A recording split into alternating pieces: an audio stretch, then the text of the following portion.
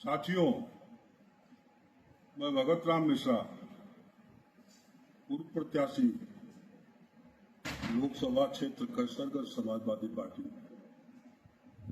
मैं आप लोगों से विगत दिनों हुई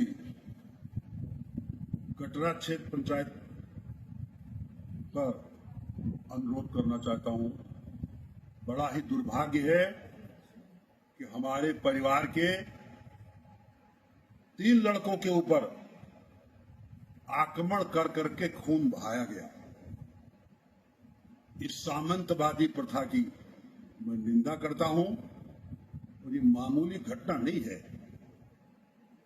ये किसी को सामंती प्रथा के अपना अंदर समझ करके या पार्टी में समझ करके इतना बड़ा अत्याचार किया जाए, ब्लॉक परिसर में पीटा जाए, दौड़ाया जाए, खून बहाया जाए, ये किसी व्यक्ति विशेष की मैं घटना नहीं मानता हूं। ये हमारे पूरे परिवार की, हमारे पूरे क्षेत्र, पूरे देश की घटना है और बड़ी ही शर्मनाक घटना है। हमारा और हमारे पूरे परिवार का इस घटना से शर्म से सर झुका है। इसका जो है वो भरपूर विरोध किया जाएगा। मैं देख रहा हूं 4 दिन से ऊपर घटना का हो गया। पूरा गोंडा का जो हो तंत्र, पूरा पुलिस तंत्र, पूरा बिल्कुल लग रहा है जैसे इंतजार कर रहा है सामंतियों का कि जब उनका आदेश होगा तो FIR लिखी जाएगी। ये लोकतंत्र है, राजतंत्र की अनुभूत कराई जा रही लोकतंत्र में। मैं देख रहा हूं एक परिवार की 2 पीढ़ी पैरवी कर रही है कि सुलह हो जाए, दूसरी पीढ़ी पैरवी कर रही है कि सुलह हो जाए। ठीक है, सुलह हो जाने से कोई लेना देना हमारा नहीं है, लेकिन जो घटना घटित की गई है, जो लोकतंत्र में हम लोगों को आगाह करा गया है, जो हम लोगों को डरवाया जा रहा है कि अगर कोई किसी सामंती के अंदर नहीं रहेगा, उनके पैरों तले नहीं रहेगा, उनकी राज्य रियासत में नहीं रहेगा, विरोध करेगा तो मारा जाएगा। ये अगर डराया धमकाया जा रहा है, इससे हम सभी लोगों को सबक लेनी चाहिए और इस बात का संवैधानिक तरीके से विरोध करते हुए घटना में सम्मिलित बावन सिंह, अजय सिंह हमारे जो विधायक हैं, वो बड़ी ही शर्मनाक बात है। कह रहे हैं कि सुलह करा जाए, लेकिन जरा हमारे विधायक की भाषा देखिए कितनी अमर्यादित है। कह रहे हैं कि वो कमरा, वो हाल किसी के दादा का नहीं है। न जानते हो तो जान लीजिए, लोकतंत्र में हमारे देश में जो भी नागरिक, साधारण नागरिक है, सरकारी जितने भी भवन है, सबके दादा का है।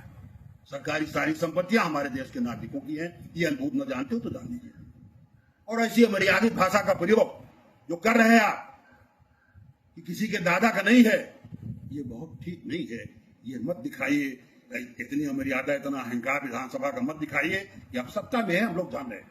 बार बार आप प्रयोग कर रहे हैं, इसे भी हमारे बनाए हुए दुर्भाग्य है। मैं सभी साथियों से अनुरोध करता हूं, जो किसी के टुकड़ों पर बनाया हुआ है उसको अनुभूत लेनी चाहिए।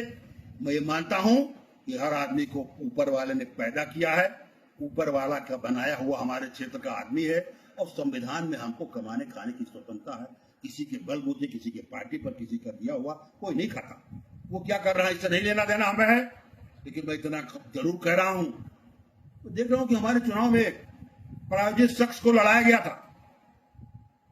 आज मैं फिर दो दिन पहले मैं देख रहा हूं उसी प्रायोजित शख्स को पुनः खड़ा करके सुलह समझौते की बात कराई जा रही।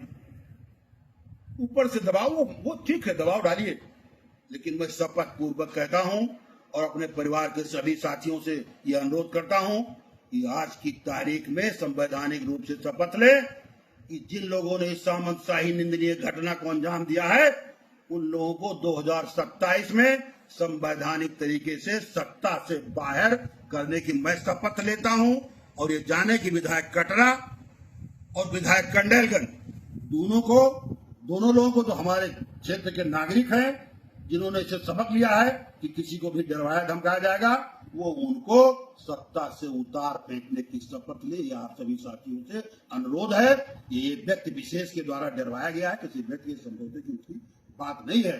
बहुत ही निंदनीय घटना। मैं प्रशासन से अनुरोध करता हूं कि अभी तक FIR नहीं लिखी गई है, बड़ा दुर्भाग्यपूर्ण है। ये तो दिखाया जाए तो पूरे देश की बात है कि गोंडा में एक आदमी मारा गया। और ब्लॉक परिषद में एक बात बता दूं, कस्टोडियन जो है, किसी भी ब्लॉक का कस्टोडियन वहां का ब्लॉक प्रमुख है। जैसे जिला पंचायत अध्यक्ष, जिला पंचायत ऑफिस का कस्टोडियन है, वैसे कस्टोडियन ब्लॉक प्रमुख है।